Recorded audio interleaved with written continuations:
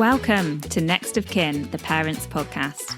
I'm your host, Emma. I'm a British expat living in Dubai, UAE, with my partner and baby girl. Join me on my expat motherhood journey. I'll be discussing different topics each week and we'll be joined by some wonderful guests. Now, if you're a mum, you're short on time, so let's jump right in. In today's episode, I'm going to be speaking with Farah, the founder of Girls Who Walk Dubai. I met Farah back in January on one of her very first walks that she organised. I had a 3-month-old Bonnie strapped to me, and honestly, I probably wouldn't have turned up if it wasn't for the fact that the walk was starting from just outside my door. But boy, I was so glad that I did. I came away feeling refreshed, proud of myself for putting myself out there. That probably sounds silly, but as a reserved Brit, this was something so outside of my comfort zone. But Farah's wonderful, warm smile made us all instantly feel relaxed and like a group of friends. By this point, Girls Who Walk had grown tremendously from that small group of women that I first joined to tons and tons more women. They started the walks at Salt with inspiring speakers and freebies before setting off for around like a 5k stroll down the beach. On that walk, I ended up speaking to a retail expert about my own ideas for Next of Kin. So perhaps I wouldn't even have pursued this if it wasn't for the encouragement that I got from quite a few ladies on that walk. So safe to say, I am a huge fan of Farah's. I honestly just love her energy and I find her confidence to start something new really inspiring. Farah also, she's a mum to a little girl, Layla, who is 1. So I'm sure we'll chat a lot about mum life.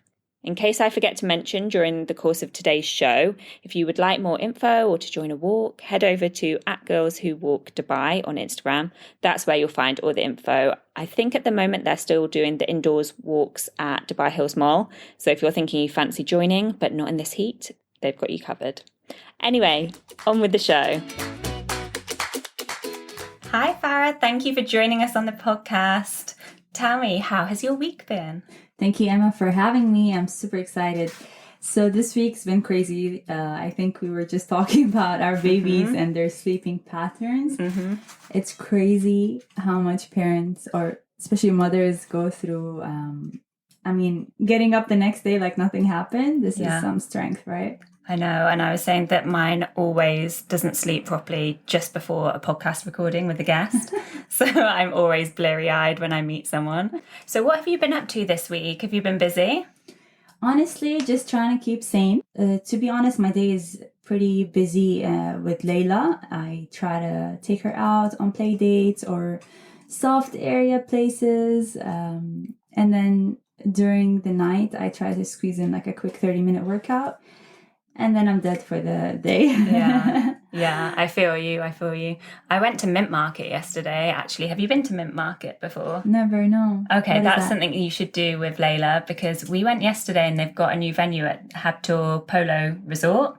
And you also get the pool access as well. I think it's like 100 dirham minimum spend. But you can just get lunch and pool and shop. And they even have speakers. So we were really impressed. I took Rich and Bonnie with me and they went to the pool. And then I could do some shopping. So that's something to add to your to-do list. Amazing. Thank you. Anyway, let's jump right in with my 5 quickfire questions for today. We're going to talk all things Girls Who Walk. So the most obvious question that everyone's going to ask you, but number 1, what inspired you to start Girls Who Walk?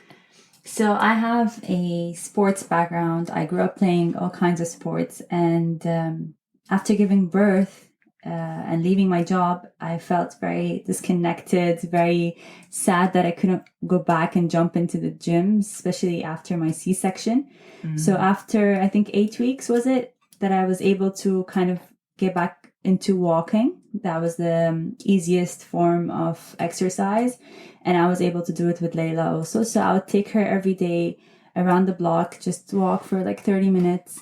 I would call up my friends, see who's free with their also newborns and try to make our schedules work. But it was very tough. And then I tried to see if there's any walking clubs in Dubai. And all I can find was cycling classes or running clubs or different types of exercises that weren't really suitable for me. So especially with the baby, right? Yeah, exactly. Because as a new mom, you can't just No, leave you her can't at just the- go. And you at can't home and- necessarily commit to a class, even if it's something low intensity. That's it. Commitment. Yeah. That's, I think, one of the hardest parts. And I'll come to that. So basically, I created a WhatsApp group with like 60, 70 girls that I know in Dubai. And I said, you know what, this Sunday, whoever is free at this time, let's go around downtown, walk with our kids, alone, whatever you like. And come Sunday, one girl showed up. It was fine. I mean, it was great to catch up with her. We went for an hour. And I said to myself, you know, I'll continue this and see how it goes, because I had fun just seeing that friend, you know, once a week can help you also just to stay connected to your friend. And then from there, the second time also like one or two girls showed up, and then I created an Instagram page hoping that I'll target more people and they'd know about the idea. It will get spread out. So I started adding girls from like different gyms so they can see the page. They would add me back. I started creating videos and posting them, tagging like the different locations. I started also investing in social ads. And I guess from there, a girl would grab her friend, and then the next week another two would come, and I slowly started growing. Sorry. Yeah, I think I saw you definitely from Instagram, maybe through an influencer actually. And that was quite early on, wasn't it? Because you were still doing the walks in downtown when I joined the first one. Yeah. I think I reached out to an influencer so she can post about it. And she was really friendly and nice. And she posted a story, and I think it helped bring in some people as well. Yeah, definitely. The power of social media, hey? But I was definitely in a lot of girls' DMs telling them, hey, come join me this Sunday. I love that. So have you had a pinch me moment, or a moment where you couldn't believe how many people joined a walk, or who joined a walk?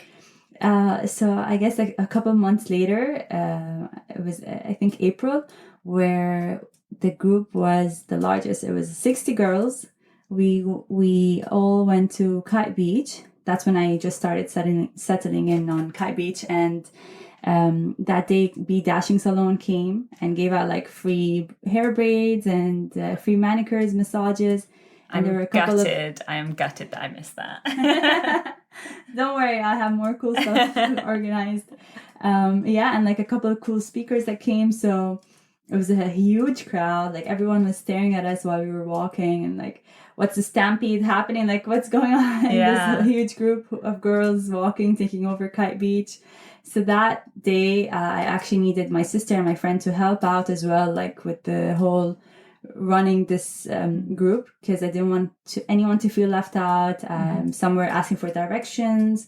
I guess that moment was a really like, oh my God, 60 girls. Yeah, and that had grown quickly if you think about it, from downtown, that was January, to Kite Beach, and it being like networking. It's not just meet up for a chat. Like, people are going there with a purpose, right? To network and to meet new friends, and to have the inspiring speakers. When I went, there were freebies as well. That was fun. I love that. So I thought I'd make it fun with the freebies and encourage more people to come.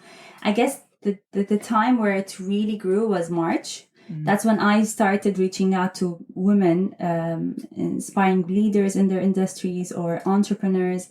It was a way for them to also promote their businesses. So I started reaching out on Instagram and texting them like, hey, I started this social walking club. I would love it if you come in and tell us a bit of your journey so we can learn too. Like I said, as I left my job and a new mother, I felt really disconnected. So creating this community, or feeling, like, okay, I have people on my side. Like I have someone to just talk to about, like how we just talked about our week. I think it's really important. Yeah, I mean, it first started with my friend Rula, who had just launched her perfume business. So when she came and a couple of random girls also showed up, we were walking and learning about her challenges, and she shared any advice, about what we can do as well and how to pursue our passion. I felt it was really interesting. So from there, I'm like, you know what, it's March, it's Women's Week. Let's get more girls, more women to come and like share stuff.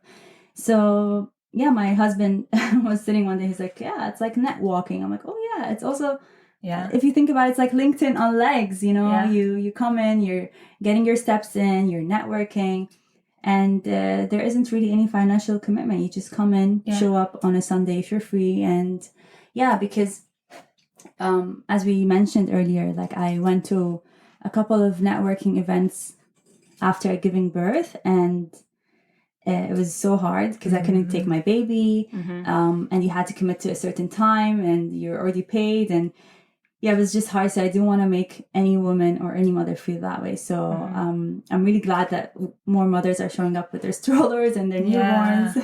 And if you're not feeling really confident in that postpartum time, because I wasn't, so the thought of going out and meeting new people was a little bit scary. But when you're there with your baby, that's such an icebreaker. The first time I came, everyone was just going on about how cute Bonnie was. And I was like, yes, she is. And like, with it was her just, ribbon. it was so much easier than going alone anyway. So if you are a new mum listening, take the baby along. Don't feel like you have to leave the baby. So many people bring their babies along, don't they? Yeah. Kids, even toddlers. And they love it, don't they? What I find interesting is the networking aspect, because as you said, the networking events are difficult to go to. I mean, most of them are after dinner time anyway, when you're putting the baby to bed, and you really need to be at home when they're young, because I mean, if you're like me, Bonnie will not go to bed for anyone else. So I can't go to any of those events. But also they're just so much scarier, aren't they? They are. They're very formal. Everyone's on edge. You can't really talk to anyone. Yeah, there's nothing scary about these walks at all, is there really? It was kind of horrible for me. Like, I couldn't, like I tried, because in my nature, I am social. So I tried to go up to a few women and talk to them, but I just felt like there was formalities. And with these walks, you come in with your sportswear, hair tied up, no makeup, you're just very casual, and then everyone's just friendly, and they're there to just talk to each other, make friends. So I'm happy. I'm glad that so far the vibes have been cute. Yeah, definitely. Last week 2 introverts actually spoke up, and they said, I'm an introvert, this is very hard for me to be here, but I'm really glad that I made this step and, pushed myself outside my comfort zone. And the other one was like, I'm an introvert and I also have difficulties, making friends here in Dubai. I have no one. So I felt like it was really brave for them to say that also. Yeah. I just said, you haven't heard my intro to this podcast, but I said in the intro that for me, as quite a reserved Brit, it was a big step to even come at all. But so quickly, I can assure everyone that so quickly you'll just feel at ease, because everyone is so friendly. You're there for the same purpose. Is there something that you have learned from another woman on these walks, or something that's really inspired you? Honestly, every time a woman speaks about her journey, I learn something, and like they give out different advice. It's either, how one woman, she failed 7 times before launching her successful business now called motion cycling. And to me, that's like very powerful, to be able to get up after you failed one time after another, and people telling you like, oh, again, you're going to go for this. So I felt that was very powerful. And then other women, how, they tell you the feeling you get before you want to launch something, or before you want to quit your job, or that feeling, the gut feeling, you should really follow it and listen to what you want to do, and always try to, pursue your passion, especially if something you love. Because I guess that's the best way, combining something you love and making it your everyday. Other times it's like, don't take no for an answer, persistence, perseverance. This is very important, and learning from one another and helping each other. This is something that's crucial, especially for us women. We're all struggling somehow. Yeah, absolutely. So now you attract so many different speakers and inspiring women. How have you grown Girls Who Walk? Because you already mentioned the influencers, the social media. What do you think was your recipe to success? For advice for me and next of kin, what was the recipe for success to grow? So first, I invested in having really good content. So I would get videographers and take pictures, at these walks. So I would make my page look very nice and attractive. And then I would also use social ads to target the audience in Dubai. And a lot of people would come in, after they've seen this ad. Okay. And like I said, I reach out to a lot of women. Luckily, the responses have been very positive so far. But texting people all the time, around the clock, and especially for me, I'm not very active on Instagram. So reaching out to these women I've never met or never heard of, or, after seeing their Instagram profiles, I'm like, this woman could be really interesting to have her. So I'd be texting, emailing them. If they don't reply, I try after 1 week. So I'm very after them. And I try to also reach out to the girls that are following gyms, for example, because I think they'd also be interested in just joining a walk. Yeah. And then with I guess they're not really influencers, but they're public figures. And once they also post a story, it can help also with the followers.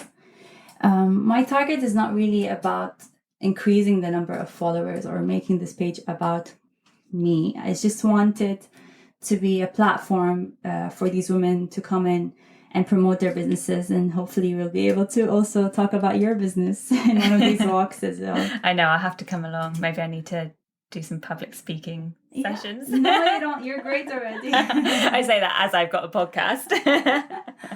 No, I think one of the major takeaways so far just from speaking to you is that I need to be confident to put myself out there and go out and speak to people and be a bit persistent as well, as you've said, not be too scared, have the confidence to go. I mean, what's the worst people can say? They can just blank you, right? Exactly.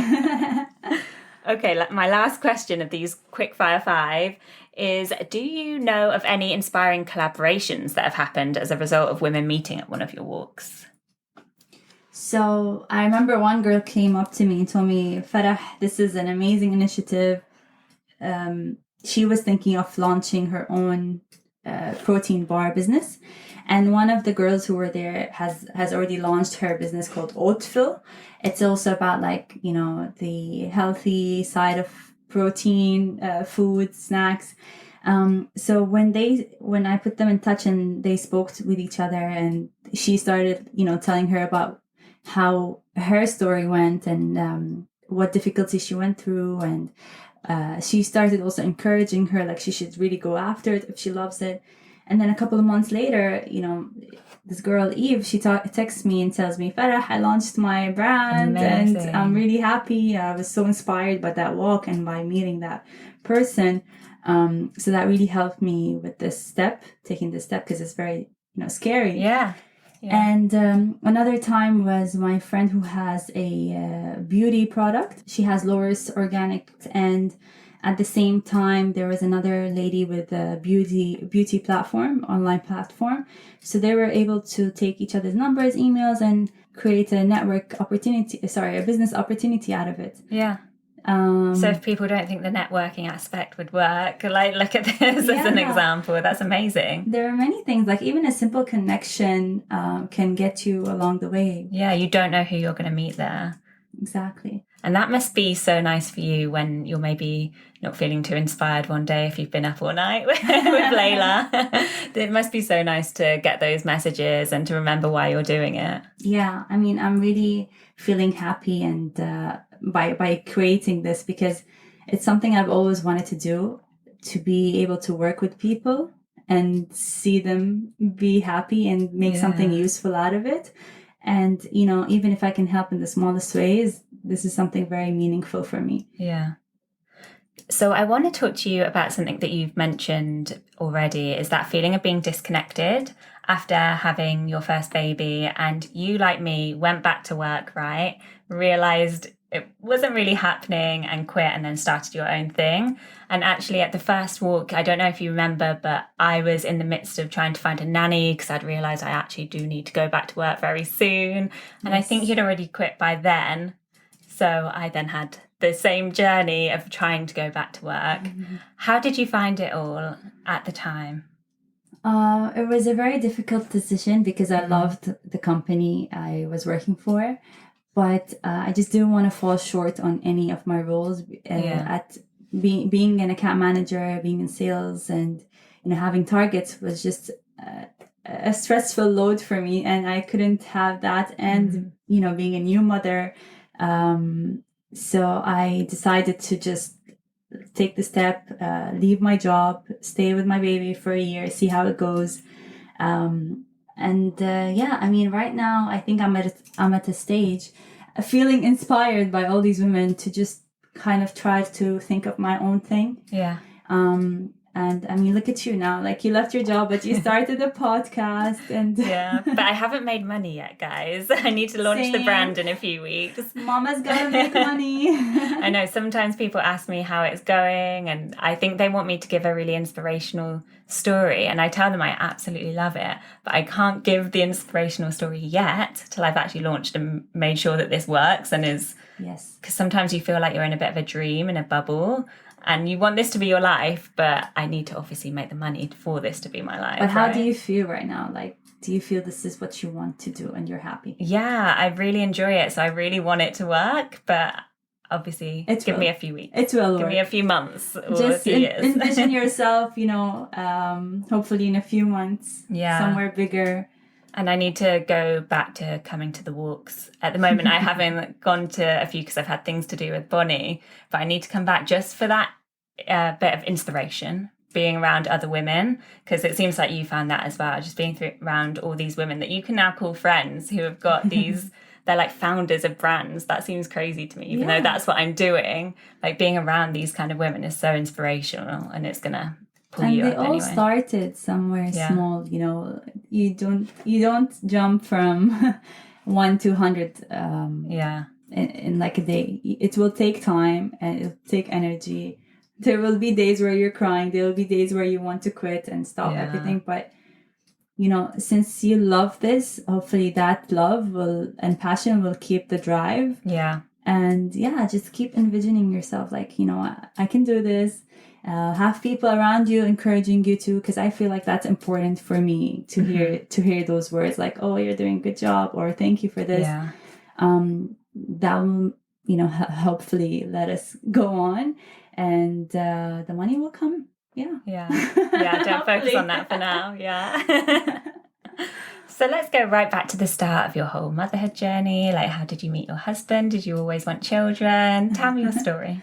We met through friends, and it was right when Corona hit. So Jan 2020. And I was living in Abu Dhabi back in the days with my family, and he was here in Dubai. So you can imagine the amount of PCR tests that he had to do just to come. Yeah, especially Abu Dhabi. They were the worst for PCR tests. They were very, very strict. And so every week he had to come. He would stick that needle up his nose, and, he'd come see me for like 2 hours. And then it happened very quick, where we got engaged like within a few months, and then married. And then I moved to Dubai, started working for Kareem, and I guess I've always had that idea that I want to become a mother, and it's a blessing, and I'm really, really happy. So we waited a bit. I think it was like a year, and then I got pregnant, and now Layla just turned 1. Oh my goodness. I've just been telling Farah about how emotional I am about Bonnie turning 1 in 2-3 weeks' time. I can't believe it. I can't believe where we've come from and come to since January, when we first met and we both had little babies and were trying to go back to work and weren't really sure what we were doing, feeling disconnected, as you said, and now we've got basically toddlers.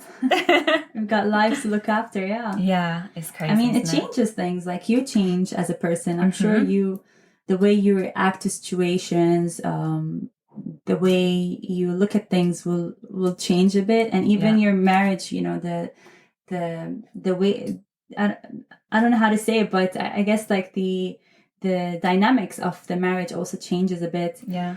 And it shifts. So you have to juggle between everything, and what you're going through also as, your emotions and the whole breastfeeding journey, and oh my God. Yeah. There's a lot of emotions with that at the moment. I don't know how I'm going to get her to stop breastfeeding ever. She loves it. But that disconnected feeling is a really interesting one, because you're not the person you were anymore, and then you're expected just to step back into your own life, your old life, with no sleep and a little person who needs you. So yeah, it's a funny one. And I think that's why walking in general, they say, is good for your mental health. For me, I wasn't even meeting up with people at the start. When I'd go for my daily walk, I'd go around near the Burj Khalifa, just with a podcast in, listening to things to feel a bit normal and to get a bit of sunshine and get out of the house. So I think walking is super important and pivotal to that for me. Yeah, alhamdulillah, like luckily I had Layla during September, October, November, so the weather was starting to get better. So once I started walking, even I would push my husband to come just walk with me a bit, and it helped us, you know, because you need that, like you need to talk about how your day went and what are you feeling right now, like how can I help, how can I do things better, both sides, you know, and that communication is very, very important, especially at the beginning. That's a really good point, actually, because I think that me and Rich probably have our best conversations when we're out walking, because you're either engrossed in another task when you're at home or distracted by the baby. But if the baby, for me, she's probably on us in a baby carrier, but most people should be in a pram. Not for Bonnie, she hates prams. But she's kind of distracted doing her own thing, and you can actually have a good chat, but it's less like you're there with intense eye contact or engrossed in another thing. You are just chatting away as you're walking somewhere. So I think that's a really good point if you can get husband or the partner along. Yeah, so definitely. If you ever fight with your husband, just go for a walk and talk it out, walk it out. Yeah, definitely. So you mentioned that you were living with your family in Abu Dhabi. Did you grow up in Abu Dhabi? Yeah, I grew up there. I find this so interesting because on this podcast, I speak to a lot of people and we discuss like the pros and cons of having children as expats in Dubai and whether they're happy with them going to the schooling here or whether they want to move home and how they feel about it. But you actually have lived that. You've been brought up here, so you can give us a completely unique perspective. Obviously, you've chose to have Layla here, so you must be quite keen on the UAE. God bless the UAE. I loved how diverse our classroom was. And yeah, it was very simple life, you know, in Abu Dhabi. You'd go to school, you'd have your after school activities as well. So luckily my parents were pushing us into sports a lot. And to be honest, I loved it. So it was a part of my daily routine to just go out and play volleyball, especially. My friends were living like 2 blocks away from me, so everything was walking distance as well. In Dubai, I hear it's a bit different, maybe more of party schools. But I mean, the education and the focus on the sports as well. And yeah, I mean, meeting people from different cultures can also give you like this open-minded way of thinking and even different way of thinking. Yeah, something I've mentioned before in the podcast is when I speak to people who were brought up in the UAE, they seem very confident, and I would use you as an example of that because you've just gone out there and started this whole Girls Who Walk and approached people, and you come off as very confident. So I wonder if you think that that's something from like growing up here that people are a bit more confident. I mean, I guess you don't have the experience of growing up somewhere else to compare it to. I guess I have that mentality of what's the worst that can happen, you know? And my mom, as a young girl, she would also push me to do things like, oh, you got this, like, go do try this thing, try this new thing, try talking to this person. Yeah. So as a kid, I was out there, and I guess my personality kind of helps, but I don't overthink things. I try to always think of the best outcome, you know? If I reached out to this person, okay, they might say yes. Yeah. So let me try. Yeah, for me, I definitely overthink. That's probably why. That's probably why I, especially with Next of Kin, this was such a big thing to put myself out there on a podcast. And I probably only did it because I was distracted enough with Bonnie not to overthink. Like, I don't have time now in my life to overthink being a mum. Like, you don't have time. So I think that's a really good point, actually. So how have you found going from full-time work life, being high-flying in Dubai, to mum life full-time? Obviously, you've got a passion project, which I think is really important, but how is full-time mum life?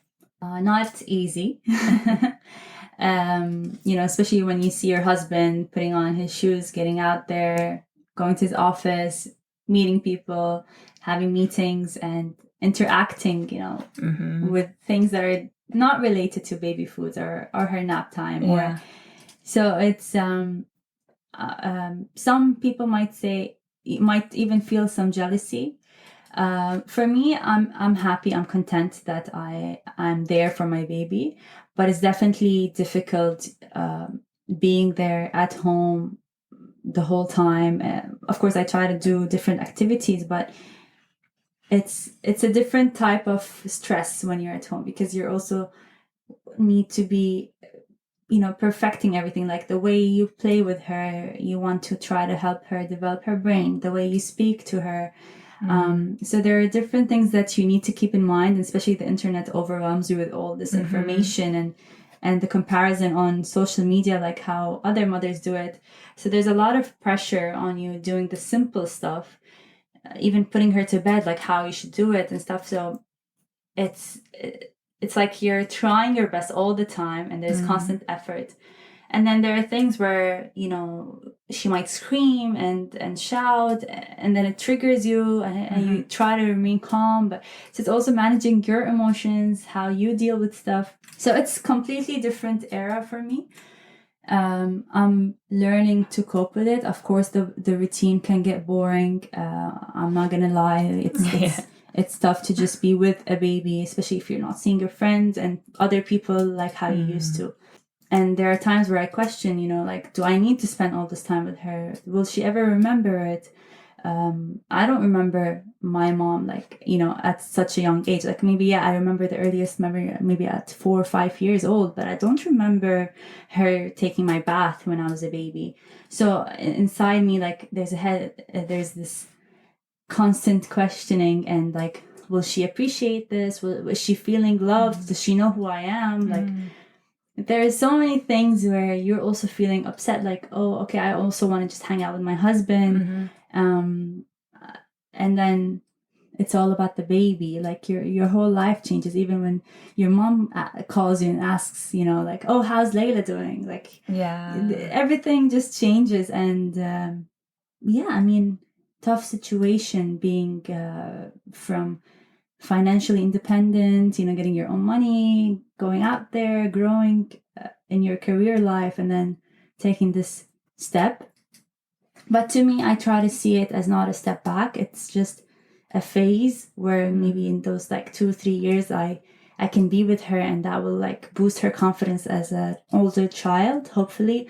And, just making sure she feels loved and safe. Yeah. So that's my goal right now. So whenever I have these thoughts and feelings, I'll talk them out, of course, and tell my husband, this is how I'm feeling. Like, maybe cry it out. Just being honest with yourself and communicating, because we don't want to keep anything in. There's so many things going on already. You don't need that. Yeah, definitely. You've mentioned so many emotions there and feelings that I think are really unique to being a mum in this day and age as well, like the social media comparison, the information overload as well. And on social media, I've spoken about it before, but you'll be told one thing from one person and then you'll get the complete opposite perspective, and both kind of make sense, but then you've got to figure out how you feel about it all and how you want to raise your daughter. Exactly. Then something quite unique here, I guess, is like the nanny culture as well, that we don't really have in the UK. It's very UAE, and I have had to really get my head around how I feel about that and how much time she should spend with the nanny versus me. And I mean, there was one time that I was with a friend's child who I knew was spending loads and loads of time with the nanny. She had to at that time because my friend was back to work. And this child was so happy compared to Bonnie. And it made me really reassess, like, why I'm overstretching myself at some points. So I imagine that's something that you've had to battle yourself with. Of course, yeah. I mean, I think every mother has that constant guilt, oh, if I'm going back to work, she's going to be spending more time with the nanny. Is that okay? How do I feel about this? I mean, I have different type of friends. I mean, like 2 different groups, and ones that are back at work, they're super happy doing that, and ones that are actually at home, full-time mothers, can also super happy doing that. So it really depends on what you want to do, and you have to be super honest with yourself. We just have to tell each other, we're trying our best. So even if she spends 1 hour or 2 hours or 3 hours with the nanny and she's happy at the end of the day, like you said, then she's fine. Like, she's healthy, happy. She feels loved by everyone, because the nanny also becomes kind of part of your family as well. Mm-hmm. She's there helping you also so much. Like my nanny has helped me a lot, and I'm blessed to have one to help me in the first place. So I appreciate that a lot, and I try to go out during her nap time, and then I rush back home because I don't want to be the one waking her up from her nap. So that puts some stress on me, like, rushing. Oh, Layla's gonna wake up in like 10 minutes. I need to be back home. But I guess now a year has passed, and I think I'm taking it a bit more easy on myself because I don't want to feel like I'm in a constant rush to do things just for the baby. Like there are times where you want to go out, like have a manicure, for example, and you want to just really enjoy that 1 hour. Even if your baby wakes up, that's fine. The nanny will take care of it. She knows what to do, she knows the drill. But you getting some relaxing time is also going to be beneficial for when you do walk back through that door, and you're going to not be as snappy. And no, 100%. I'm all with like, do what makes you happy as a mom. Yeah. Go see that friend, go get that workout in, because then, your mood is shifted and you're much more relaxed, and you don't feel that anger, like, oh, I can't do anything because of this baby. Yeah. And that's where... Especially at our clingy stage now. We've both got the clingy stage because it's around that like 1 year. I mean, guess from like 8 to 10 months it started, but how long does this phase go on? Because now she's getting to the point where she's just clinging onto my leg. It's very cute, but it's hard to get much done like that. Yeah, I mean, I read the other day also with the displacement anger, I think it was called. So the things that you are doing for your child, and then the things that you can't do because of your child, and then you would displace that emotion perhaps on your husband or whoever you get to see every day, and there are emotions that will come out of that, and it's not because he's maybe not doing what he can do or not helping. It's just because you feel you've cut back on some things that you would want to do, and you can't because of the baby. This is really interesting because my friend described it as postpartum husband rage. She was like at 3 months, because before that, I don't know if you felt the same, but at the newborn phase, I just loved Rich so much and thought he was amazing. And then about 3-4 months is when you realize that you have to ask if you want to take a shower. They don't have to ask. You have to say, you have to make time to go to the gym. They just say, I'm going for a run. And I think that's kind of what you're saying now, isn't it? That displacement, because they're not really doing anything wrong, but you realize that you can't go back to your old life, and they haven't really, but it seems like it, doesn't it, to a new mum? Simple things, that make you like, oh, how come he can do that and I can't take a shower, Yeah. So it's crazy because no one really talks to you about these different things, and I felt like maybe if I knew better, I prepared myself better, then I would feel, I would know what to expect. Yeah. I already knew that the house would shift, around the baby, and I was mentally preparing for that. And I'll tell my husband, like, don't forget to love me as well. Yeah. Like, I'm the important one here too. Mama's gotta feel loved. But also at the start, they can't really do as much for the baby, so they need to look after you so that you can put your full energy into looking after the baby.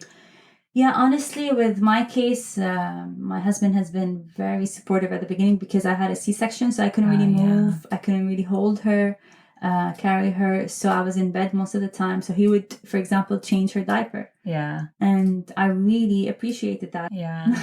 Well, I've seen the other side of the spectrum as well, because a lot of my friends, the partners, really want to be super involved. But then the baby comes out and they just want the mum for the first month or few months. So that's why either way, the husband really needs to focus on the mum to start with anyway. Men, focus on your wives. Yeah, absolutely. So would you say that's the main thing that surprised you about motherhood? Other than how you're going through an emotional roller coaster, yes, like the shift that happens. Yeah. And it is, I read somewhere that it's the biggest mental shift, as in you get more, oh God, I'm going to butcher this, but more neurons in your brain than like puberty or menopause or any other time is when you become a mother. So I'm not surprised. It's a real thing. Definitely, yeah. The things sure. you cared about before, you don't care about now. And yeah, it's hard to be the same person. I feel like, you react things more maturely. For example, like if you wouldn't get pissed at your friend for doing the small thing anymore, like, you have more important things and that you care for now. So you mature in a different kind of way, and it's nice. And for example, like for instance, you just mentioned how your brain changes also, and I think I'm sure it's true, because like even with stress, your brain changes shape. So I'm pretty sure also with mothers or women becoming mothers, then there's this change for their maternal instincts, for how they should cope with stuff. And like there are times where my baby's crying at night, my husband wouldn't hear it. Yeah. And it's the mother that hears it. And I think that's some kind of like connection, or I don't know. I don't know what it is, but... Because if you ever had it that you know that they're crying in like another room or something, and you can hear it, but you think to yourself, I actually can't hear that. I just know there's definitely some sort of connection. Something. It's crazy, isn't it? It's crazy. Okay, so let's wrap up. Let's go into our last two segments of the show. Firstly, the Mama for the week, which we've kind of touched on a lot already. I was going to ask you for some advice for those women who want to come to a walk or go to a networking event or something like that, but they're feeling really nervous about it, so they're introverts. Like I said, 2 introverts ladies came last Sunday, and they spoke up and said, you know what, this is really hard for me coming here, but I'm happy I made this choice. Yeah. So I really encourage you to come. Ask for me, Farah. I'm going to be your friend, and I can assure you it's good vibes only. Definitely. Okay, and so as a recommendation, I obviously have to recommend that you go and join a walk. Go and follow at Girls Who Walk Dubai on Instagram and come and follow along and come for a walk. I will definitely be coming to more walks now, hopefully. So what time and where? Are you still at Dubai Hills Mall doing the indoors walking? So yes, for another month or two, we're still at Dubai Hills Mall every Sunday at 10 a.m. Come, show up alone or with your kid or with your friend. And we'll go get our steps in, meet some new friends. And when do you think you'll be back at Kite Beach? If I'm not being too ambitious, hopefully November, end of October. Yeah, hopefully it's going to cool down by then. Oh my goodness, I need the cool weather. Dubai Fitness Challenge is coming up in October, end of October. So that's a good time for everyone to join. Yeah. And really, ladies, if you have just had a baby, definitely come along and bring the baby, because everyone will want to meet that cute baby. Yes. So thank you so much, Farah, for joining. Thank you so much, everyone, for listening. Please follow at nextofkin.ae, and please also follow this podcast on whatever podcast platform you're listening from. That really helps me. So thank you, guys. Have a good week. Thank you, guys.